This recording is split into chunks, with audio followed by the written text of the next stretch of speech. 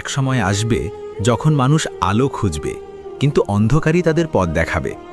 ঠিক তখনই পৃথিবীতে আবির্ভূত হবে এক ভয়ঙ্কর সত্তা, মানুষের মতো চেহারা, কিন্তু আকারে হবে বিশাল দেহী দানবের মতো। তার নাম দাজ্জাল। তার এক চোখ হবে বিকৃত ও অন্ধ, আর অন্য চোখে থাকবে আগুনের মতো দৃষ্টি। তার কপালে লেখা থাকবে কাফের, কিন্তু অধিকাংশ মানুষ তা পড়তে পারবে না, কারণ তাদের চোখ নয়, অন্তরই অন্ধ হয়ে যাবে। তার এক হাতে থাকবে জান্নাত আর অন্য হাতে থাকবে জাহান্নাম, কিন্তু তার জান্নাত হবে জ্বলন্ত আগুন আর তার জাহান্নাম হবে ধোঁকাবাজ শান্তি।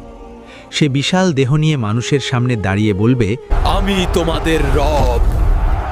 সে আকাশের দিকে তাকাবে আর বৃষ্টি নামবে। সে মৃত জমিনে পা রাখবে আর শুষ্ক মাটি ফেটে ফসল গজিয়ে উঠবে। মানুষ আতঙ্কে কাঁপবে, আবার বিস্ময়ে মাথা নত